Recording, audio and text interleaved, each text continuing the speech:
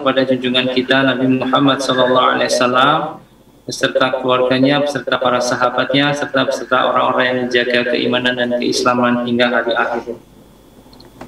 Pada kesempatan malam hari ini, insya Allah kita akan bersama-sama melanjutkan kajian kita dengan topik menghormati sesama muslim, yang merupakan pembahasan dari kitab Riyadhus Shalihin yang akan dibawakan oleh Al-Ustadz Dr. Musyafa'at Darini LCMA yang telah hadir di tengah-tengah kita. Bagi para peserta kajian, marilah kita memperhatikan adab-adab kita selama kajian, mohon audio matikan selama kajian, dan bagi akhwat mohon mematikan timeline video. Untuk selanjutnya, selama 45 hingga 60 menit nanti Ustadz akan memberikan materinya, dan selanjutnya pertanyaan dapat diajukan ke moderator melalui chat atau melalui fasilitas raise hand. Kami persilakan Ustadz, tafadhol Ustadz untuk bisa memulai kajian. Baik.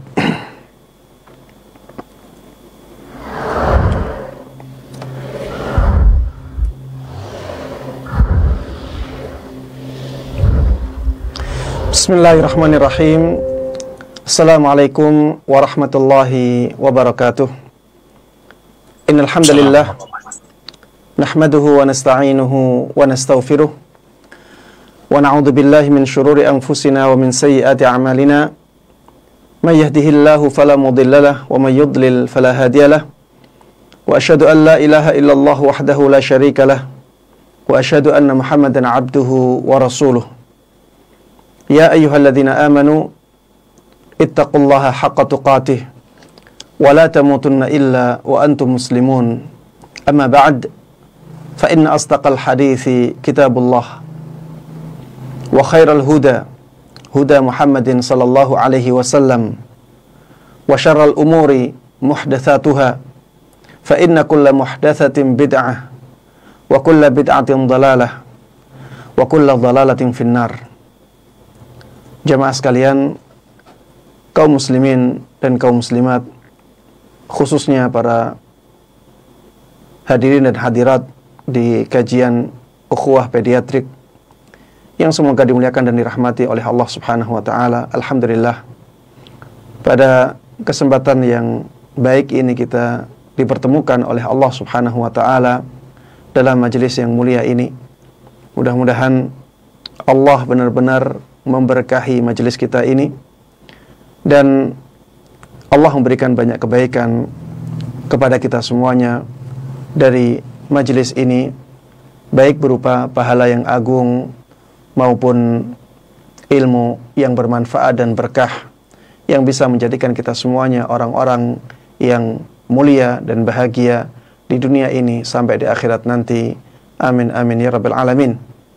Tidak lupa salawat dan salam semoga selalu tercurahkan kepada Nabi yang sangat kita cintai, sangat kita kagumi, dan sangat kita junjung tinggi. Nabi yang perintah-perintahnya kita taati, larangan-larangannya kita jauhi, dan kabar-kabarnya kita percayai. Nabi Agung Muhammad sallallahu alaihi wasallam, begitu pula kepada seluruh keluarga beliau, seluruh sahabat beliau, dan seluruh kaum muslimin yang mengikuti beliau dan para sahabatnya dengan baik hingga hari akhir nanti. Ikhwati wa akhwati fillah, saudara-saudariku kaum muslimin dan kaum muslimat dimanapun Anda berada, pada kesempatan kali ini kita akan membahas bab yang ke-27 dari kitab Riyadhus Shalihin yang dikarang oleh Imam An-Nawawi rahimahullahu ta'ala. Di dalam bab ini, Imam Nawawi rahimahullahu ta'ala ingin mengingatkan kepada kita semuanya tentang kehormatan kaum muslimin dan bagaimana sikap yang harus, apa saja sikap yang harus kita ambil, apa saja yang harus kita lakukan terhadap saudara-saudara kita kaum muslimin. Beliau Imam Nawawi rahimahullahu ta'ala mengatakan, babu ta'zimi hurumatil muslimin wa bayani huquqihim wasyafaqati alaihim wa rahmatihim. Bab yang menjelaskan tentang mengagungkan kehormatan kaum muslimin dan penjelasan tentang hak-hak mereka, menyayangi mereka dan mengasihi mereka. Di dalam bab ini Imam Nawawi rahimahullahu ta'ala menyebutkan banyak sekali dalil. Dalil yang pertama yang beliau sebutkan adalah firman Allah subhanahu wa ta'ala di dalam surat Al-Hajj ayat 30. Allah subhanahu wa ta'ala berfirman, "Dzalik wa may yu'azzim hurumatillah fahuwa khairul lahu 'inda rabbih." Dzalika wa may yu'azzim hurumatillah fahuwa khairul lahu 'inda rabbih. Hal itu karena siapapun yang mengagungkan apapun yang dijadikan oleh Allah subhanahu wa ta'ala terhormat, maka itu lebih baik bagi dia di sisi Rabb-nya. Siapapun yang mengagungkan apapun yang dijadikan oleh Allah subhanahu wa ta'ala sebagai sesuatu yang terhormat, maka itu lebih baik bagi dia di sisi Rabb-nya. Jamaah sekalian rahimani wa rahimakumullah, apa hubungan dalil ini dengan bab yang dibawakan oleh Imam Nawawi rahimahullahu ta'ala? Hubungannya adalah pada firman Allah subhanahu wa ta'ala, wa may yu'azzim hurumatillah. Barang siapa yang mengagungkan apapun yang dijadikan oleh Allah subhanahu wa ta'ala sebagai sesuatu yang terhormat. Sesuatu yang terhormat ini bisa berupa tempat, bisa berupa waktu, bisa berupa orang, ya. Jadi Allah subhanahu wa ta'ala dengan kebijaksanaannya dan kemahatahuan Allah subhanahu wa ta'ala bisa menjadikan suatu tempat lebih mulia daripada tempat yang lain. Bisa menjadikan suatu zaman atau suatu waktu lebih mulia daripada yang lain. Bisa menjadikan seseorang lebih mulia daripada yang lain. Seperti misalnya yang berkaitan dengan tempat, kota Makkah lebih mulia daripada kota yang lainnya. Kota Madinah lebih mulia daripada kota yang lainnya. Raudah yang berada di Masjid Nabawi lebih mulia daripada tempat lain. Masjid Nabawi lebih mulia daripada masjid yang lain. Masjidil Haram juga demikian, lebih mulia daripada masjid yang lain. Masjid Aqsa lebih mulia daripada masjid yang lain. Masjid lebih mulia daripada tempat yang lain. Itu semuanya adalah sesuatu yang dijadikan oleh Allah subhanahu wa ta'ala sebagai sesuatu yang terhormat. Maka barang siapa yang mengagungkan tempat-tempat ini, itu lebih baik bagi dia di sisi Rabb-nya. Contohnya yang berkaitan dengan waktu. Bulan Ramadan lebih mulia daripada waktu lain. Bulan suci, mulai Dzulqa'dah, Dzulhijjah, Muharram, kemudian Rajab, lebih mulia daripada waktu yang lain.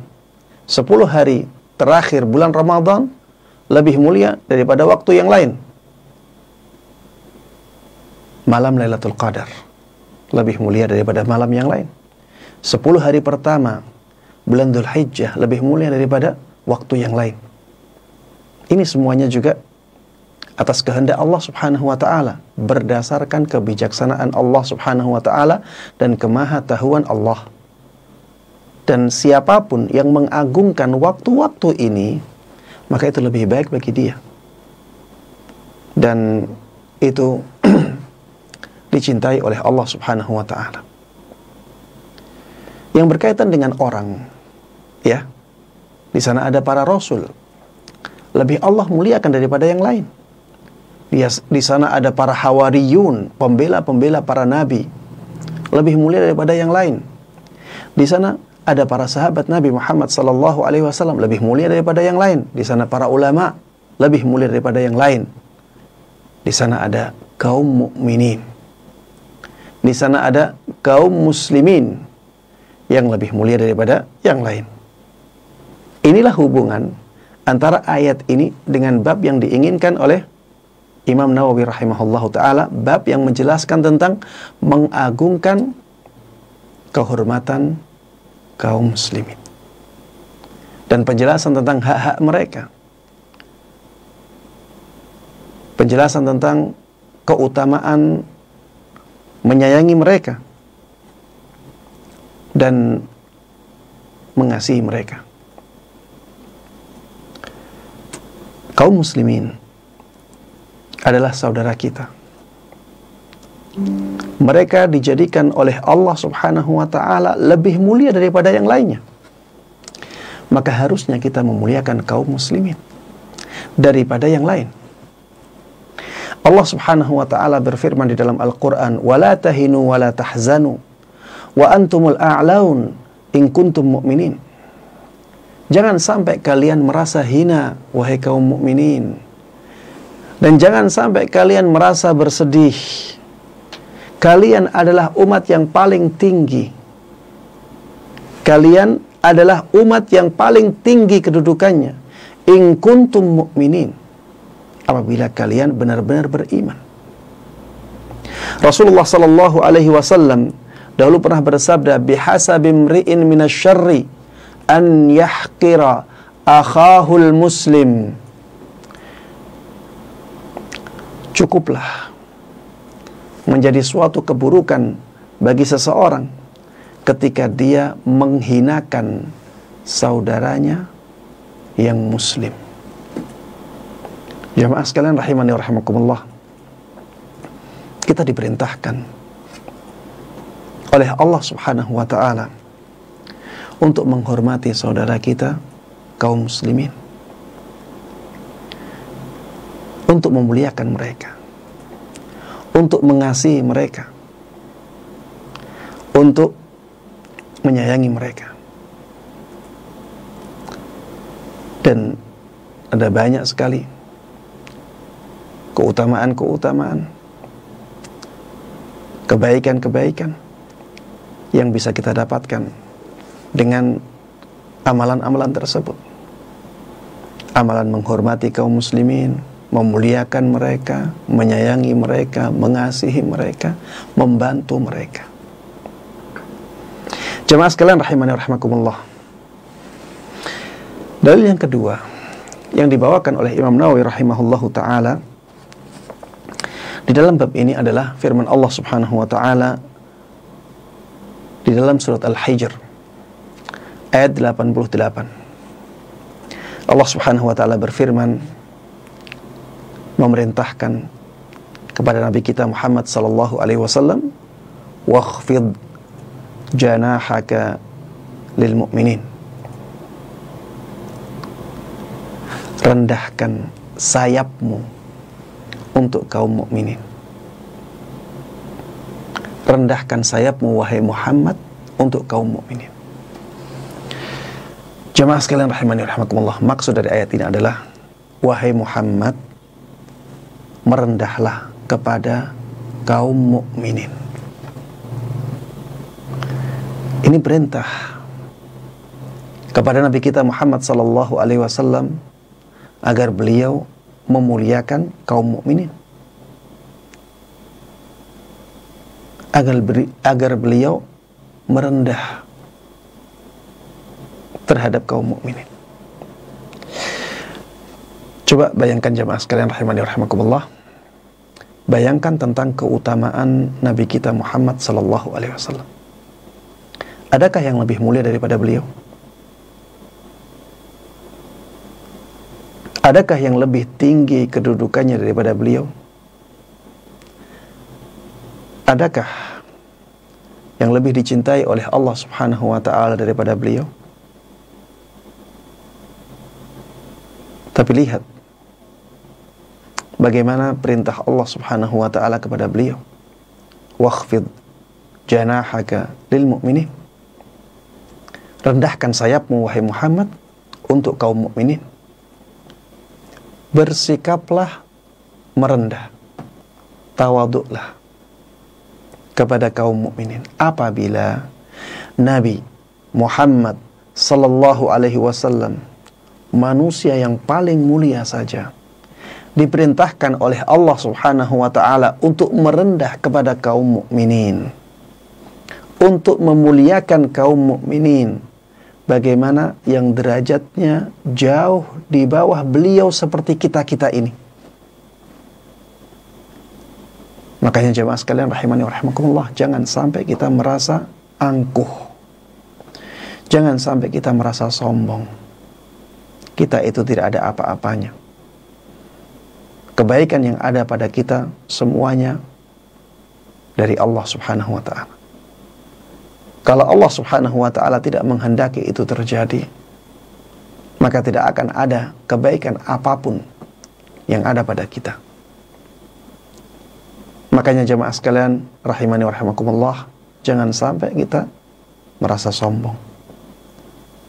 Jangan sampai kita merasa tinggi hati, terutama kepada saudara-saudara kita kaum mukminin.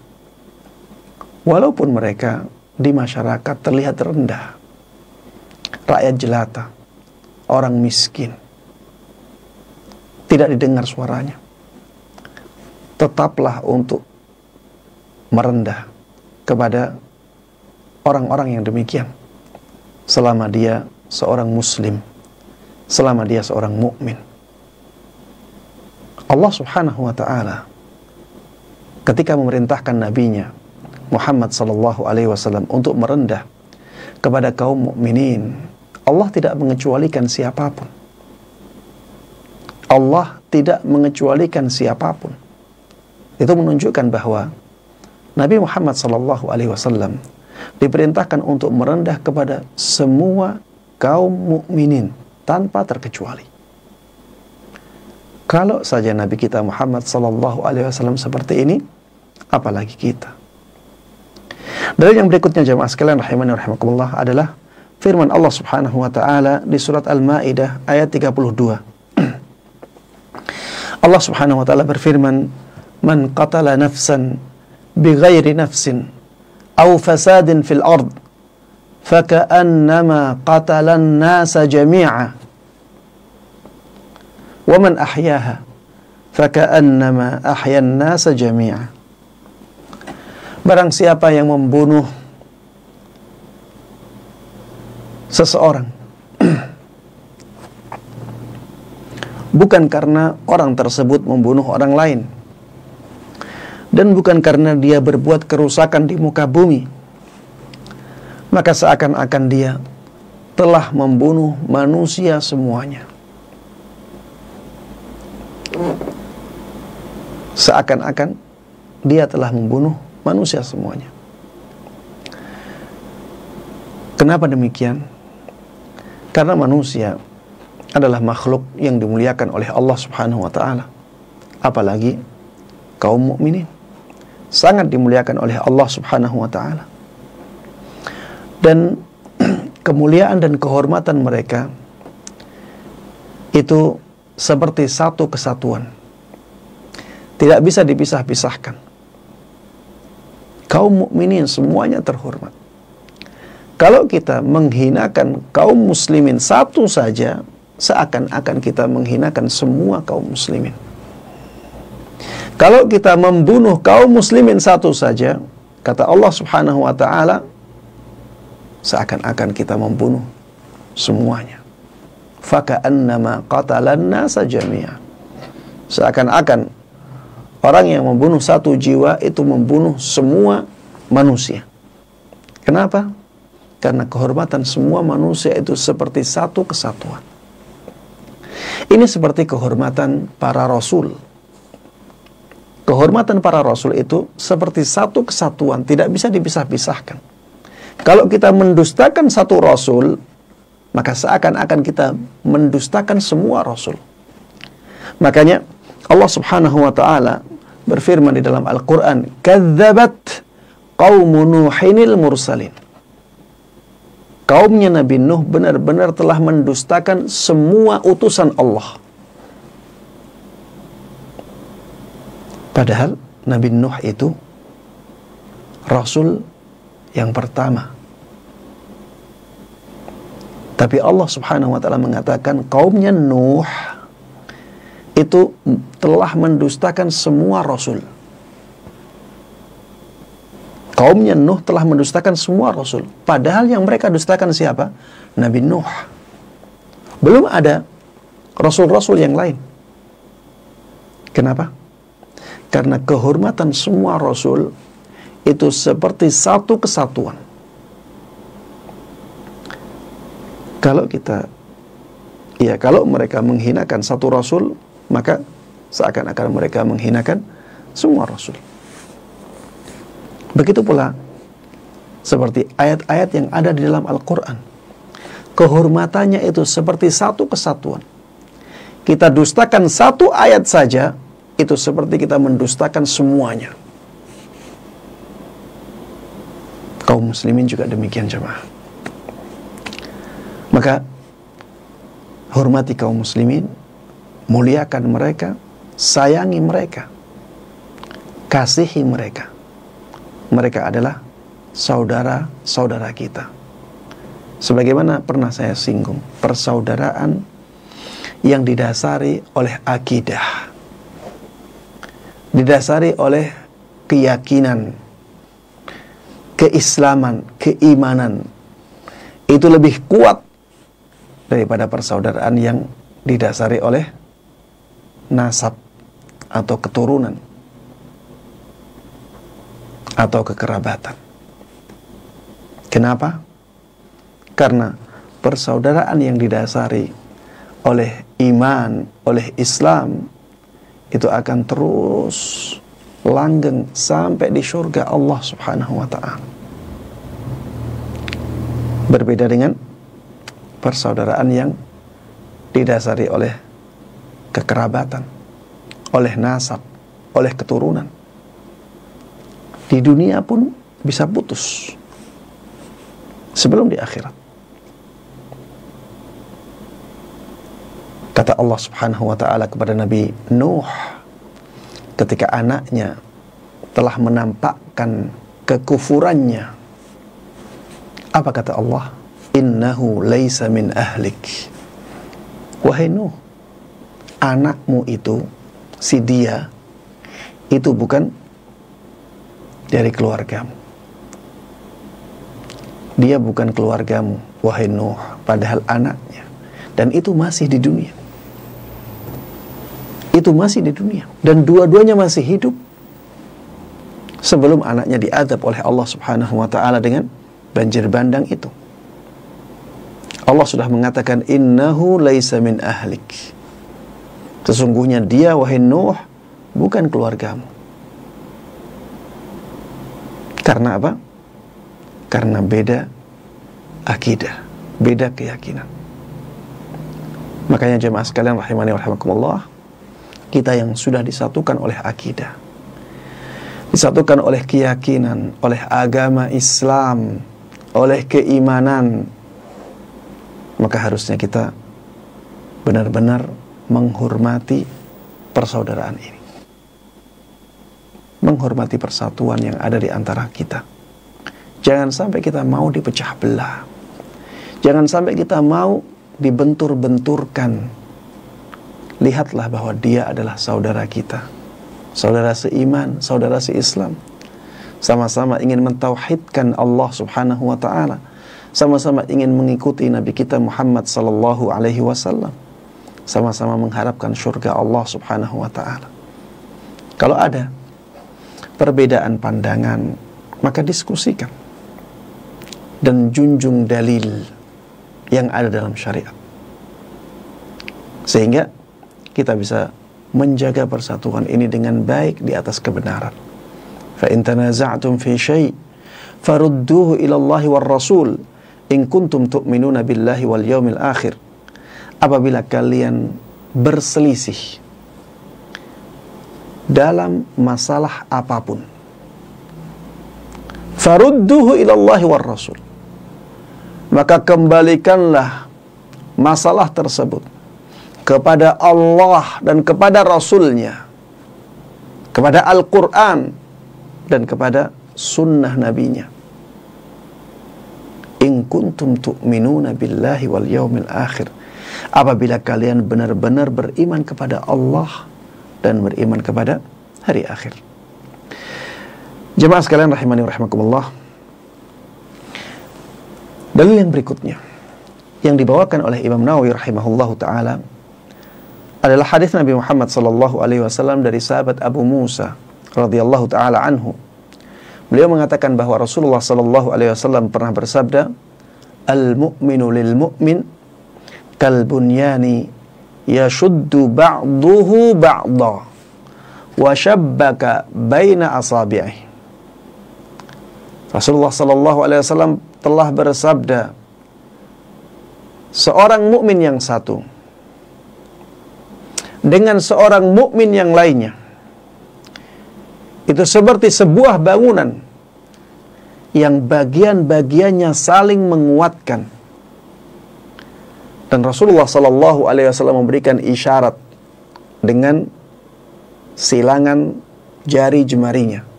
Ya. Beliau memberikan isyarat seperti ini.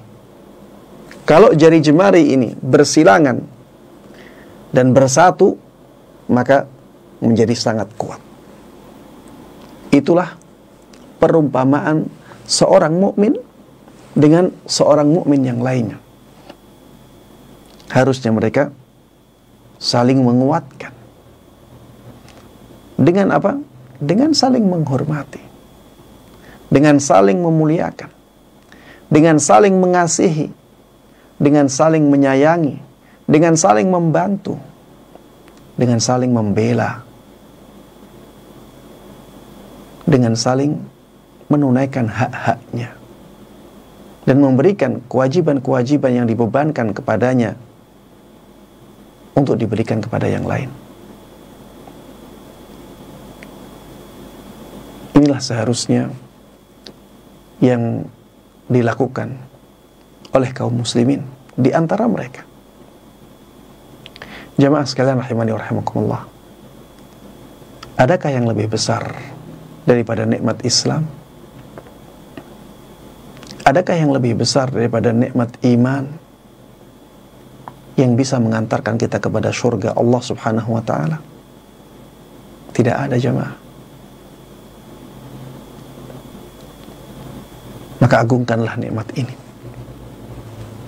Agungkan nikmat ini. Hormati orang-orang yang satu iman dengan kita. Sayangi mereka, bantu mereka, bela mereka, perhatikan keadaan mereka. Jangan sampai kita merendahkan mereka. Jangan sampai kita tinggalkan mereka. Jangan sampai kita membiarkan mereka padahal kita mampu membantunya. Mereka punya hak-hak yang harus kita tunaikan kepada mereka. Perhatikan hak-hak tersebut. Karena itu diwajibkan oleh Allah Subhanahu wa ta'ala. Dan dengan menunaikannya kita mendapatkan pahala yang agung di sisinya. Jemaah sekalian rahimani wa rahimakumullah. Hadis yang berikutnya dari sahabat Abu Musa juga radhiyallahu taala anhu. Beliau mengatakan bahwa Rasulullah sallallahu alaihi wasallam pernah bersabda, "Man marra fi syai'in min masajidina aw aswaqina wa ma'ahu nablun falyumsik aw liyaqbid ala nisaliha bikaffihi ay yusiba ahadan minal muslimina minha bisyai'." Barang siapa yang melewati salah satu dari masjid kami atau melewati salah satu dari pasar kami, sedangkan dia membawa senjata panah. Dia membawa apa? Senjata panah. Panah itu runcing di ujungnya. Apa kata Rasulullah sallallahu alaihi wasallam? Hendaklah dia memegang atau menggenggam besi ujung anak panahnya. Ya, besi yang ada di ujung anak panah, itulah yang runcing. Itulah yang membahayakan. Kata Rasulullah sallallahu alaihi wasallam, kalau ada orang yang lewat masjid atau lewat pasar dan dia membawa anak panah, maka genggam atau pegang ujung anak panah itu yang terbuat dari besi. Agar apa? Agar tidak ada seorang pun dari kaum muslimin yang tersakiti olehnya. Karena dia runcing, khawatir nanti terkena sebagian dari kaum muslimin. Lihatlah jamaah sekalian rahimani wa rahimakumullah, perhatian Rasulullah sallallahu alaihi wasallam dalam masalah ini. Beliau sangat berhati-hati. Jangan sampai kaum muslimin menyakiti kaum muslimin yang lainnya. Jangan sampai seorang muslim menyakiti muslim yang lainnya.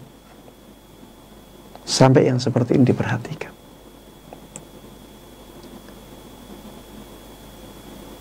Makanya, ya, kalau misalnya kita punya sesuatu yang berpotensi mengganggu kaum muslimin, maka jauhkan itu dari kaum muslimin. Kalau misalnya, ya, kita punya sesuatu yang baunya bisa mengganggu tetangga kita, maka berusahalah semaksimal mungkin untuk menghilangkan benda tersebut atau menghilangkan baunya. Kalau misalnya kita punya sesuatu yang suaranya mengganggu tetangga kita, maka berusahalah semaksimal mungkin untuk meminimalkan suara itu. Jangan malah mengeraskannya sehingga mengganggu kaum muslimin, mengganggu ketenangan kaum muslimin. Dan ini banyak jamaah sekalian rahimani wa rahimakumullah, dan tidak diperhatikan oleh sebagian orang. Banyak terjadi di tengah-tengah masyarakat. Ada yang punya usaha sound system, ya, sound systemnya dibunyikan sekeras-kerasnya, seakan-akan semua orang itu senang apa yang dia setel. Ini jelas, ya, tidak menghormati saudara dia yang mereka adalah kaum muslimin. Ya, tidak ada penghormatan terhadap saudara sesama Islam. Ada orang yang punya usaha yang mendatangkan asap. Misalnya punya usaha membuat batu bata, harus dibakar, dan asapnya bisa mengganggu tetangga-tetangganya. Harusnya orang-orang yang seperti ini, harusnya dia memilih tempat yang jauh dari pemukiman. Kalau misalnya ada yang mengatakan, Ustadz dulu itu sudah jauh dari pemukiman, tapi pemukiman akhirnya melar-melar, ada pemekaran-pemekaran, sehingga akhirnya mendekati tempat itu. Jamaah, kalau keadaannya seperti itu, harus berpikir untuk menjauhkan usahanya dari tetangga. Ngalah. Karena itu sangat mengganggu. Ya, ada yang punya usaha, misalnya usaha yang mendatangkan bau yang sangat tidak sedap. Ada pabrik-pabrik pembuatan sesuatu yang menyebabkan bau, mengotori selokan-selokan, ya, sehingga mendatangkan gangguan yang sangat besar kepada tetangga-tetangganya, ya. Ini harus dipikirkan. Buatlah misalnya tempat pembuangan khusus sehingga tidak mengganggu tetangga-tetangganya. Jemaah sekalian rahimani wa rahimakumullah, masalah-masalah yang seperti ini, kalau kita tidak perhatikan, bisa saja membinasakan kita. Karena mengganggu kaum muslimin itu ada dosanya. Ya, la darara wa la dirar. Kata Rasulullah sallallahu alaihi wasallam, kita tidak boleh mendatangkan bahaya kepada diri kita dan juga kepada orang lain. Tidak boleh. Berarti kalau dilakukan itu dosa. Coba kalau yang punya usaha itu melakukan itu tiap hari, berapa dosa yang dia tanggung, dan itu bertumpuk-tumpuk setiap hari.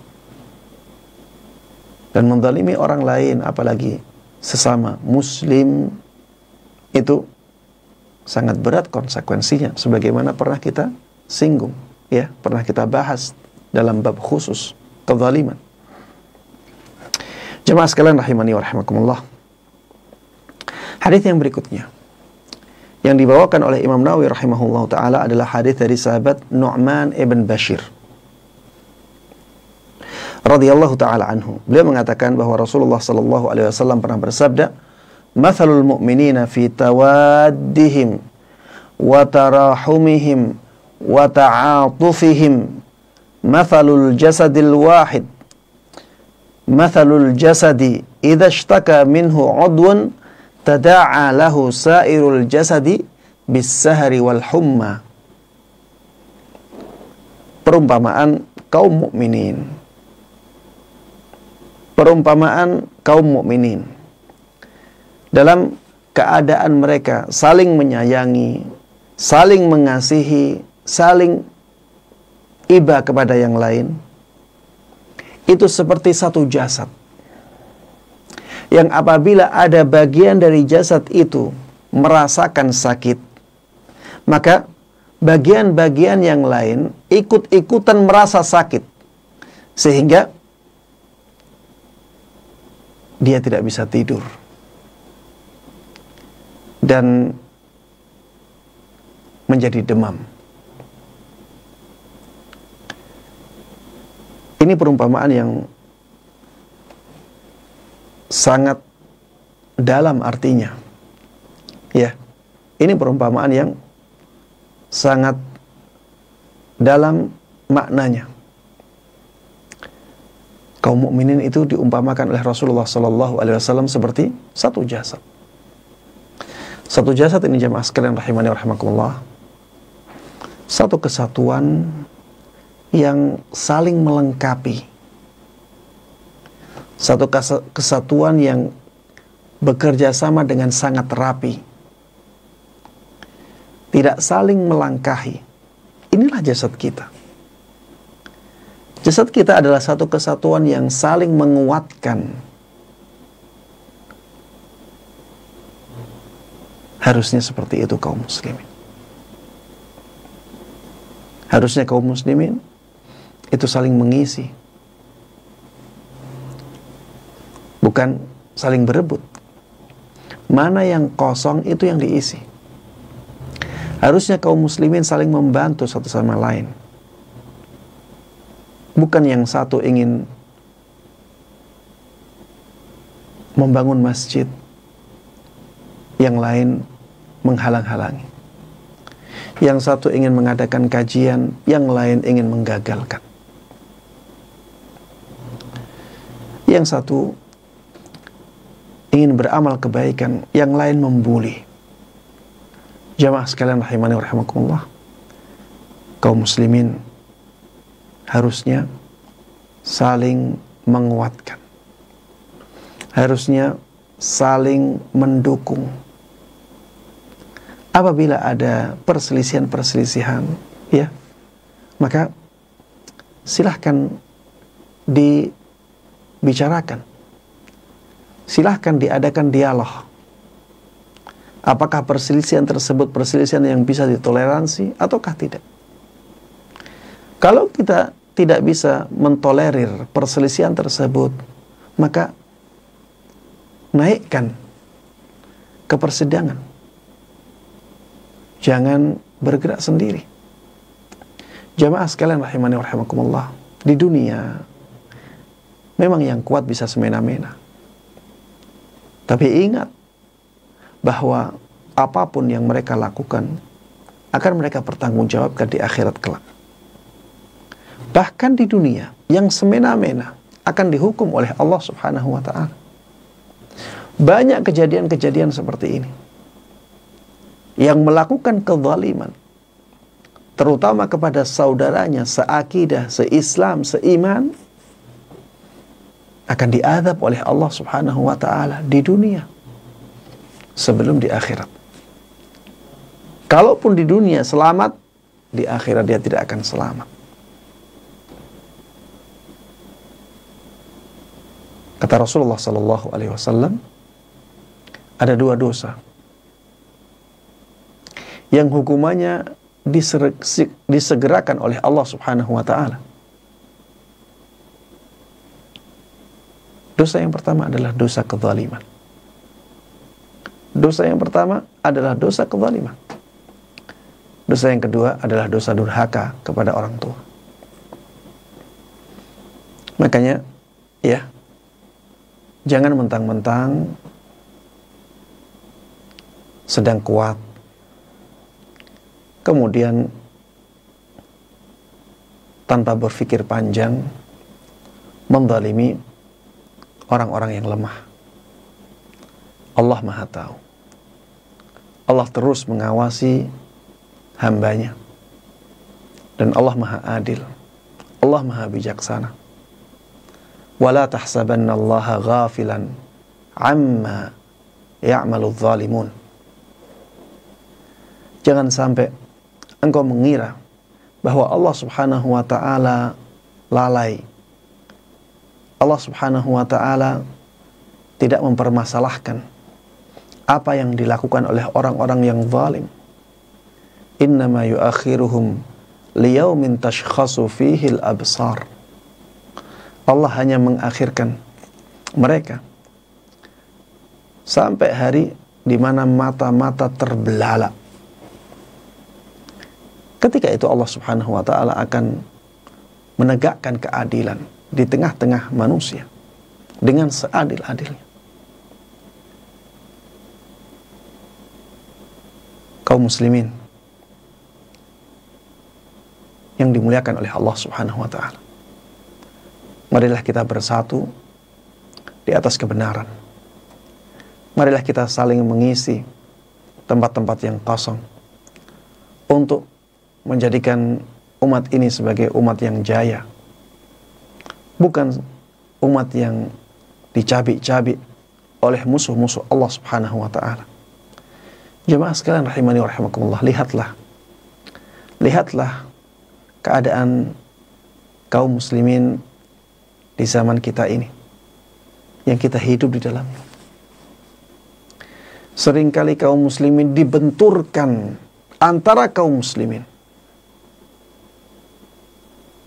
Sesuatu yang remeh menjadi sangat besar ketika terjadi di tengah-tengah kaum muslimin. Tetapi sesuatu yang sangat besar sekali menjadi sangat remeh ketika terjadi antara kelompok-kelompok yang berlainan agama. Jemaah sekalian rahimani rahimakumullah, lihatlah. Kalau ada ritual-ritual ibadah yang dilakukan oleh agama lain, sebenarnya itu sesuatu yang sangat besar masalahnya dalam agama Islam. Tapi lihat, adem-adem saja. Ketika ada seorang penceramah mengatakan kata-kata yang sebenarnya ada benarnya juga, tapi dibesar-besarkan, digerakkan massa untuk menjatuhkan kehormatannya, untuk memenjarakannya. Kaum muslimin, sadarlah, kita seperti satu tubuh, sebagaimana disebutkan oleh Nabi kita Muhammad sallallahu alaihi wasallam. Harusnya kita saling menghormati, saling memuliakan, saling mengisi, saling menguatkan, saling menunaikan haknya. Itulah yang harusnya kita lakukan. Apabila ada perselisihan, bisa didiskusikan, bertemu, didialogkan. Kalau misalnya tidak terjadi kesepakatan, bisa diangkat ke meja hukum, ke meja hijau.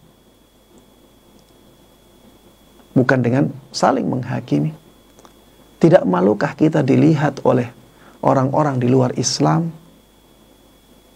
Tidak malukah kita dilihat oleh orang-orang yang tidak beragama sama sekali? Mari kita jaga kehormatan kaum muslimin. Mari kita jaga kehormatan agama Islam. Jangan mencoreng wajah agama Islam. Hadis yang berikutnya jemaah sekalian rahimani rahimakumullah adalah hadis dari sahabat Abu Hurairah radhiyallahu taala anhu. Beliau mengatakan, qabbala an-nabiy sallallahu alaihi wasallam Al-Hasan ibn Ali radhiyallahu taala anhuma wa 'indahu Al-Aqra' ibn Habis. Suatu ketika Nabi Muhammad sallallahu alaihi wasallam mencium cucunya Hasan ibn Ali radhiyallahu taala anhu, ya, cucu beliau, yaitu anaknya sahabat Ali ibn Abi Thalib. Namanya Hasan. Ketika itu di sisi beliau ada seorang sahabat yang bernama Al-Aqra' ibn Habis. Aqra' ibn Habis ini merasa heran melihat pemandangan Rasulullah sallallahu alaihi wasallam mencium cucunya yang bernama Hasan ibn Ali. Sehingga Aqra' ibn Habis ini mengatakan, innali asyratan minal waladi ma qabbaltu minhum ahada. Sesungguhnya aku punya 10 anak. Ya. Sesungguhnya aku punya berapa? 10 anak. Aku tidak pernah mencium mereka sama sekali. Aku tidak pernah mencium mereka sekalipun.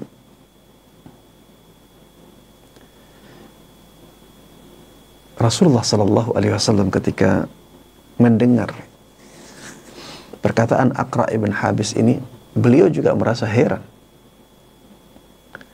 Fanadhara ilaihi Rasulullah sallallahu alaihi wasallam faqala. Maka Rasulullah sallallahu alaihi wasallam memandangnya dan beliau mengatakan, "Man la yarham la yurham." Barang siapa yang tidak menyayangi orang lain, dia tidak disayangi oleh Allah. Barang siapa yang tidak menyayangi orang lain, dia tidak disayangi oleh Allah subhanahu wa ta'ala. Hadis ini jemaah sekalian rahimani wa rahimakumullah memberikan pelajaran yang sangat berharga kepada kita. Kalau kita ingin disayang Allah, maka sayangi orang lain. Sayangi anak kita, sayangi istri kita, sayangi saudara-saudara kita, baik saudara secara nasab maupun saudara secara agama. Sayangi mereka, maka kita akan disayangi oleh Allah Subhanahu wa ta'ala. Bahkan di dalam Islam tidak hanya itu. Islam dijadikan sebagai agama yang rahmatan lil alamin. Islam adalah agama yang memberikan rahmat kepada seluruh alam. Ya. Al-alamin di sini ada yang mengatakan alam jin dan manusia. Ada yang mengatakan al-alamin adalah seluruh alam semesta selain Allah Subhanahu wa ta'ala. Ya. Sebagian ulama mengatakan yang lebih kuat adalah pendapat yang pertama tadi, bahwa al-alamin adalah dua alam. Al-alamin adalah alam jin dan alam manusia. Wallahu a'lam. Ya, intinya bahwa rahmatnya Islam itu bahkan tidak hanya pada kaum muslimin saja. Selain kaum muslimin pun mendapatkan rahmatnya Islam.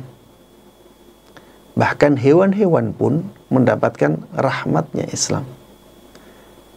Begitu pula dengan bumi secara keseluruhan mendapatkan rahmatnya Islam. Dalil tentang masalah ini banyak sekali. Allah Subhanahu wa ta'ala menjelaskan tentang bumi, wala tufsidu fil ardi ba'da islahiha. Jangan sampai kalian merusak atau melakukan kerusakan di muka bumi setelah bumi ini diperbaiki oleh Allah Subhanahu wa ta'ala. Jangan sampai kalian merusak bumi setelah bumi diperbaiki oleh Allah Subhanahu wa ta'ala. Ini bentuk rahmat Islam kepada bumi. Rahmat Islam kepada hewan-hewan. Kata Rasulullah sallallahu alaihi wasallam, "Fa idza qataltum fa ahsinu al-qitlah wa idza dzabhtum fa ahsinu adh-dhibhah wal yurih dzabihatah." Apabila kalian membunuh manusia, maka perbaiki cara kalian untuk membunuh manusia.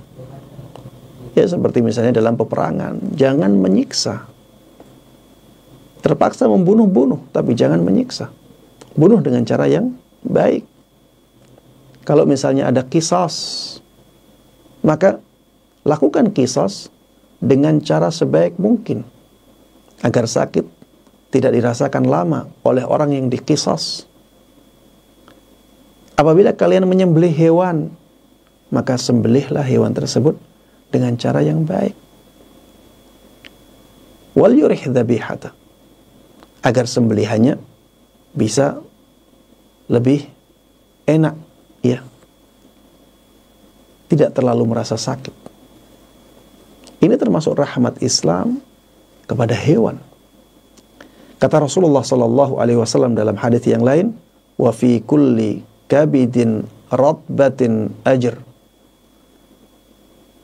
Pada setiap liver yang basah ada pahala. Ya. Maksudnya ketika kita memberikan makan kepada hewan sehingga makanan tersebut menjadikan liver dia basah, maka di situ ada pahala. Ini rahmat Islam kepada hewan. Rahmat Islam kepada manusia, kepada orang-orang di luar Islam sangat banyak. Islam melindungi orang-orang kafir dhimmi.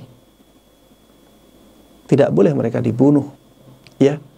Tapi mereka harus dilindungi di dalam negara Islam. Kalau ada orang-orang yang ingin mencelakai mereka, harus ada kaum muslimin yang melindungi mereka. Begitu pula orang-orang di luar Islam yang ada perjanjian perdamaian. Perjanjian perdamaian harus dijaga. Kaum muslimin tidak boleh mengkhianati orang-orang di luar Islam ketika sudah terikat perjanjian perdamaian, dan seterusnya. Rahmat Islam itu menyeluruh. Makanya jemaah sekalian rahimani rahimakumullah, berusahalah untuk menyayangi orang lain. Dan jangan sampai kita merasa rugi ketika menyayangi orang lain. Dan jangan mengharap balasan dari orang lain itu. Harapkanlah balasan dari Allah Subhanahu wa ta'ala. Ketika ada orang miskin, orang kekurangan, bantulah dia. Jangan berharap balasan dari dia, karena itu akan menjadikan kita kecewa. Tapi harapkanlah balasan dari Allah Subhanahu wa ta'ala. Dan Allah Subhanahu wa ta'ala tidak akan melupakan kebaikan kita. Dan Dia Maha berkuasa untuk membalas kebaikan kita dari orang lain. Ya, membalas kebaikan kita lewat orang lain, bukan lewat orang yang kita baiki itu. Allah sangat berkuasa untuk melakukan hal tersebut. Dan ketika kita mengharapkan balasan dari Allah, maka itu akan menjadikan amalan kita benar-benar ikhlas hanya untuknya saja. Baik, hadis yang berikutnya jemaah sekalian rahimani rahimakumullah adalah hadis dari ibunda kita Aisyah radhiyallahu taala anha. Beliau mengatakan, qadima nasun minal a'rab ala Rasulillah sallallahu alaihi wasallam. Suatu ketika ada beberapa orang yang datang dari pelosok desa. Orang-orang Arab, orang-orang kalau dalam bahasa kita orang Arab Badui. Arab Badui itu orang Arab yang datang dari pelosok desa. Mereka datang kepada Rasulullah sallallahu alaihi wasallam. Dan mereka mengatakan, "Atuqabbiluna sibyanakum?" Orang-orang tersebut yang datang itu bertanya, apakah kalian mencium anak-anak kalian? Ini mereka tanyakan kepada Rasulullah sallallahu alaihi wasallam. Apa jawab Rasulullah sallallahu alaihi wasallam? Beliau mengatakan, "Na'am." Iya. Kemudian mereka mengatakan, "Lakinna wallahi ma nuqabbil." Mereka mengatakan, akan tetapi kami demi Allah, kami tidak mau mencium anak-anak kami. Kami tidak mau mencium anak-anak kecil kami. Apa kata Rasulullah sallallahu alaihi wasallam? Beliau mengatakan, "Awa amlik in kana Allahu naza'a min qulubikumur rahmah." Apa yang bisa aku lakukan apabila Allah Subhanahu wa ta'ala telah mencabut rahmat dari hati-hati kalian? Aku tidak bisa melakukan apa-apa. Ketika kalian tidak mau mencium anak-anak kecil kalian, itu menunjukkan bahwa Allah Subhanahu wa ta'ala telah mencabut rahmat dari hati-hati kalian. Dan Rasulullah sallallahu alaihi wasallam tidak bisa berbuat apa-apa. Jamaah sekalian rahimani wa rahimakumullah, ini menunjukkan ya bahwa orang yang menyayangi orang lain berarti Allah telah memasukkan kasih sayang ke dalam hatinya. Dengannya dia menyayangi orang lain. Sebaliknya, ketika orang tidak menyayangi orang lain, ya, ketika seseorang tidak menyayangi orang lain, maka itu berarti Allah tidak memasukkan kasih sayangnya di dalam hatinya. Allah tidak memberikan kasih sayang ke dalam hatinya. Makanya dia tidak bisa menyayangi orang lain. Oleh karenanya jamaah sekalian rahimani wa rahimakumullah, apabila kita ingin disayangi oleh Allah Subhanahu wa ta'ala, maka sayangilah orang lain. Agar kita bisa memastikan bahwa Allah Subhanahu wa ta'ala memberikan atau memasukkan rahmat ke dalam hati kita, maka lihatlah diri kita. Apakah dia bisa menyayangi orang lain ataukah tidak?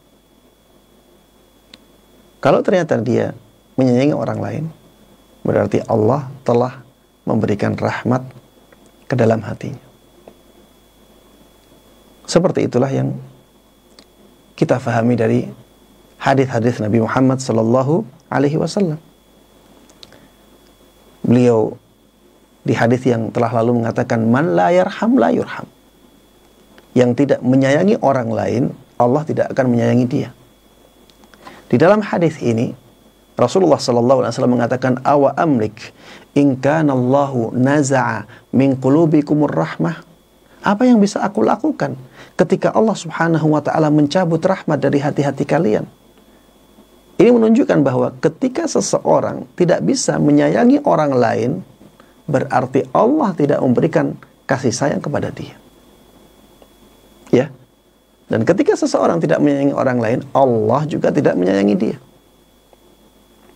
Taib, hadis yang terakhir yang bisa kita bahas dalam kesempatan kali ini, ya, walaupun sisa hadis-hadis yang ada dalam bab ini masih banyak, ya, insyaallah kita teruskan di kajian yang berikutnya. Hadis yang terakhir ini adalah hadis dari Jarir ibn Abdullah, ya, sahabat Jarir ibn Abdullah radhiyallahu taala anhu. Beliau mengatakan bahwa Rasulullah sallallahu alaihi wasallam pernah bersabda, "Man la yarhamin nas la yarhamhullah. Man la yarhamin nas la yarhamhullah." Barang siapa yang tidak merahmati manusia, dia tidak akan dirahmati oleh Allah Subhanahu wa taala. Ya. Barang siapa yang tidak menyayangi manusia, Allah Subhanahu wa taala tidak akan menyayangi dia. Ya, ini artinya hampir sama dengan hadis-hadis yang sebelumnya. Taib jamaah sekalian rahimani rahimakumullah, inilah yang bisa kita bahas bersama pada kesempatan kali ini. Mudah-mudahan apa yang kita bahas bersama bermanfaat bagi kita semuanya. Mudah-mudahan Allah berkahi ilmu kita, dan mudah-mudahan Allah Subhanahu wa taala memberikan taufiknya kepada kita semuanya, sehingga kita bisa dengan baik dan mudah mengamalkan dan menyebarkan ilmu agama yang sampai kepada kita. Amin amin ya rabbal alamin. Wa sallallahu wa sallama wa baraka ala nabiyina Muhammadin wa ala alihi wa sahbihi wa man tabi'ahum bi ihsanin ila yaumiddin. Walhamdulillahi rabbil alamin. Baik, terima kasih Ustadz atas penjelasan-penjelasannya. Kita masih ada waktu sekitar 9 menit lagi. Ada pertanyaan yang masuk, mohon izin saya bacakan Ustadz. Dari Ariski, Assalamualaikum warahmatullahi wabarakatuh. Ustadz, apabila ada anak kecil yang berisik atau bercanda atau berlari-larian saat khutbah Jumat, apakah kita boleh berbicara menegur anak kecil tersebut? Bila tidak boleh, apa yang seharusnya kita lakukan sebagai jamaah salat Jumat? Dan kalau boleh menegur, bolehkah dari Dewan Ketakmiran Masjid memasang spanduk yang bertuliskan, bila anak kecil di sebelah Anda berisik, mohon ditegur dan ditenangkan? Bila tidak boleh, apa yang harus dilakukan oleh DKM atau Dewan Ketakmiran Masjid sebaiknya agar anak-anak kecil tidak mengganggu jamaah yang mendengarkan khutbah? Syukran Ustaz, jazakallah khair. Baik. Iya. Apabila ada anak kecil ramai di dalam masjid ketika sedang khutbah Jum'ah, apakah dibolehkan bagi sebagian jamaah untuk mengingatkan anak kecil itu dengan memarahinya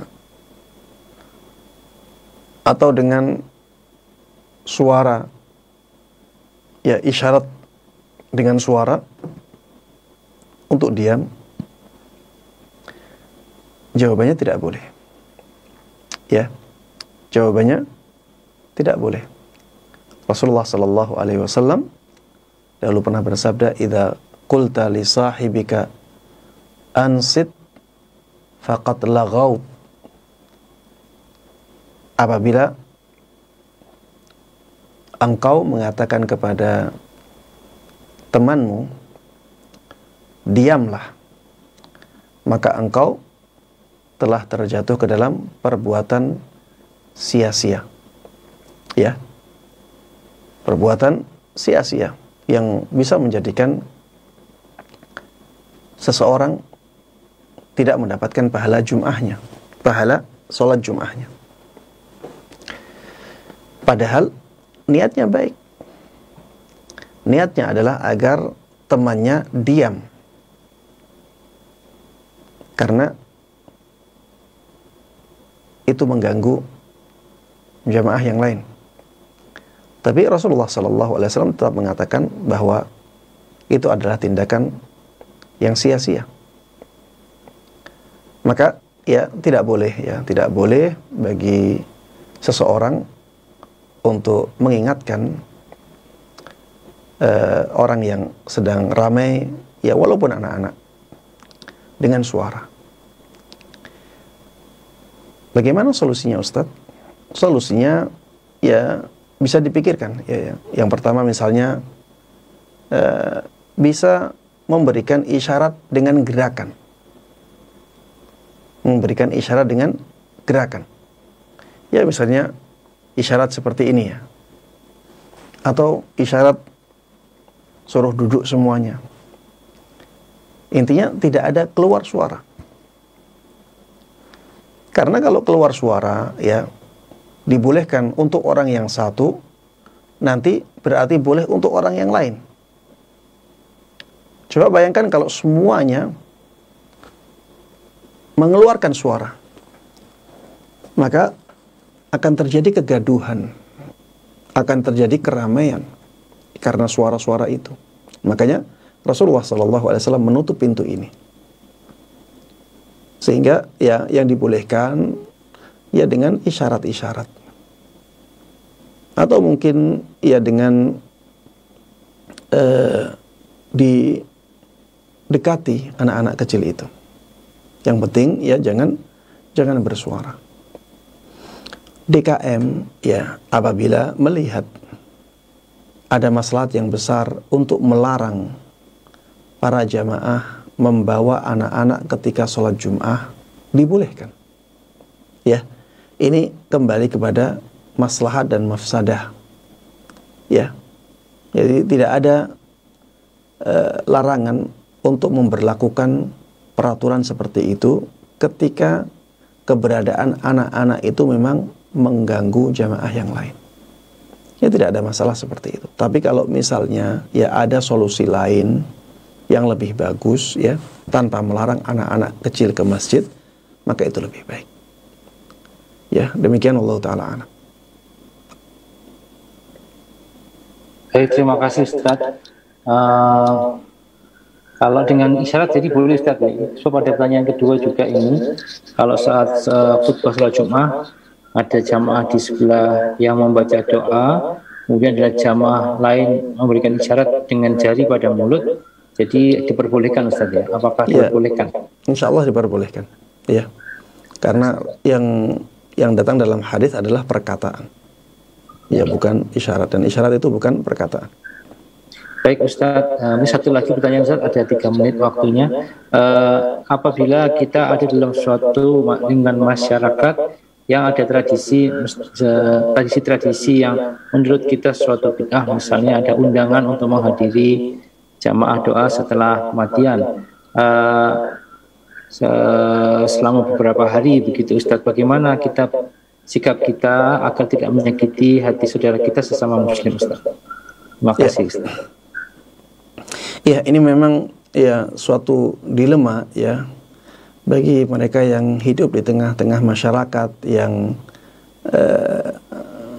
berbeda dalam masalah-masalah yang seperti ini ya. Kalau tidak didatangi ya mereka sakit hati. Kalau didatangi kita terjatuh ke dalam perbuatan bid'ah yang sangat dimurkai oleh Allah Subhanahu wa taala ya, sebagaimana disabdakan oleh Nabi kita Muhammad sallallahu alaihi wasallam, wa syarrul umuri muhdatsatuha. Ya. Wa syarrul umuri muhdatsatuha. Perkara yang paling buruk dalam agama ini adalah perkara yang diada-adakan di dalamnya. Kemudian Rasulullah Sallallahu Alaihi Wasallam juga memerintahkan kita untuk meninggalkan yang seperti itu. Wa iyyakum wa muhdatsatil umur. Jauhilah oleh kalian perkara-perkara baru dalam agama. Kemudian Rasulullah mencela juga, fa inna kulla muhdatsatin bid'ah wa kulla bid'atin dhalalah. Semua yang diada-adakan dalam agama itu bid'ah, dan semua bid'ah itu tindakan yang menyimpang. Kalau kita datangi, kita terkena dalil-dalil ini. Kalau kita tidak datangi, maka kita dibenci atau tidak disukai oleh orang-orang tersebut. Ya, bagaimana solusinya? Ya, apabila ada pertentangan antara keridhaan Allah Subhanahu wa taala dengan keridhaan manusia, maka jelas ya yang harus kita dahulukan adalah keridhaan Allah Subhanahu wa taala. Jelas kita tidak boleh mendatangi acara-acara tersebut. Ini ya garis merah. Ini tidak boleh kita lewati. Tapi bagaimana kita mengurangi efek buruk dari pilihan kita ini? Kita bisa menguranginya dengan misalnya memberikan hadiah ketika terjadi kematian. Ya, setelah kita mendengar berita kematian, datang. Kalau bisa orang yang pertama kali datang. Bantu mereka. Misalnya dalam memandikan mayit. Ya, mungkin kita tidak bisa memandikan, tapi kita bisa membantu untuk mengadakan peralatan-peralatan atau misalnya membawa sesuatu yang bisa memudahkan dia untuk dimandikan. Ya, kita yang penting kita terlihat di sana. Kita semangat untuk membantu mereka. Kemudian kita jalankan sunnah Nabi Muhammad SAW dengan memberikan makanan siap saji kepada keluarga yang ditinggalkan oleh mayit. Kalau kita punya uang, ya, maka berikan kepada mereka uang. Ya, kita punya sesuatu yang kita hadiahkan kepada orang tersebut. Ini bisa meminimalisir ya efek buruk dari pilihan kita untuk mendapatkan kecintaan Allah Subhanahu wa taala. Ya. Kalau misalnya ditanya, mohon maaf ya, kenapa kok nggak hadir? Kita bisa memberikan alasan dengan kata-kata yang halus. Dengan mengatakan, mohon maaf ya, sebenarnya saya itu pengen sekali hadir dalam acara tersebut. Tapi karena saya sudah tahu bahwa yang seperti itu tidak sesuai dengan tuntunan dan saya tidak boleh menghadiri yang seperti itu, maka mohon maaf sekali. Akhirnya saya tidak mau. Ya, tidak bisa menghadiri acara-acara yang seperti itu. Kalau misalnya yang seperti itu dibolehkan, ya, maka saya akan benar-benar menghadiri, dan mungkin saya yang paling rajin menghadiri acara yang seperti itu. Ya, sebagai ganti Bapak kepengen apa, saya akan bantu. Ya, sebisa saya, semampu saya. Ya, dengan kata-kata yang halus seperti itu, insya Allah lama-kelamaan semua dari tetangga-tetangga kita, masyarakat akan faham ya, bahwa kita tidak hadir bukan karena kita tidak suka, tapi kita tidak bisa, ya, tidak bisa hadir di tempat-tempat yang seperti itu atau di acara-acara yang seperti itu karena menurut kita hal itu diharamkan atau tidak dibolehkan. Ya, seperti mereka tidak mau berzina, ya, karena mereka menganggap itu sesuatu yang diharamkan, maka kita juga demikian. Tidak bisa melakukan seperti itu karena kita menganggap yang seperti itu diharamkan, bukan karena kita tidak cinta, tidak suka kepada mereka. Ya, ini butuh adanya ya dialog, ya, adanya usaha untuk memahamkan mereka. Ya, kalau masalah kasih sayang, masalah cinta, kita cinta kepada mereka, kita sayang kepada mereka, kita ingin membantu mereka, kita ingin membahagiakan mereka. Tapi ada hal-hal yang tidak bisa kita lakukan karena adanya aturan-aturan dari Allah Subhanahu wa ta'ala. Ya, demikian, wallahu a'lam. Baik Ustaz, terima kasih atas segala penjelasannya. karena waktunya juga sudah habis. Kami ucapkan terima kasih. Jazakallah khairan katsiran. Jazakum khairan. Barakallahu fikum. Semoga Ustadz dan seluruh anggota pengajian ini senantiasa dalam naungan perlindungan, petunjuk, rahmat dan kasih sayang Allah Subhanahu wa taala. Dan karena waktunya sudah habis, kami sebagai moderator di sini mohon pamit undur diri. Kami akhiri kajian ini. Marilah kita tutup dengan doa akhir majelis. Subhanallah wa bihamdika asyhadu an la ilaha illa anta astaghfiruka wa atubu ilaik. Terima kasih Ustadz. Assalamualaikum warahmatullahi wabarakatuh. Waalaikumsalam. Waalaikumsalam.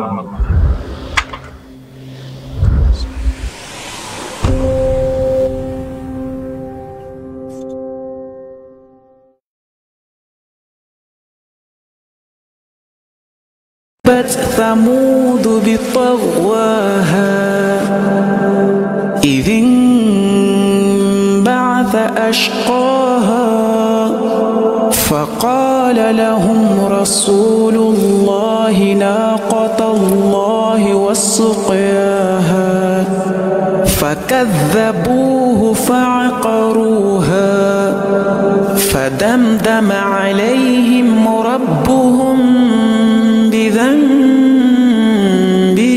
فسواها ولا يخاف عقباها بسم الله الرحمن الرحيم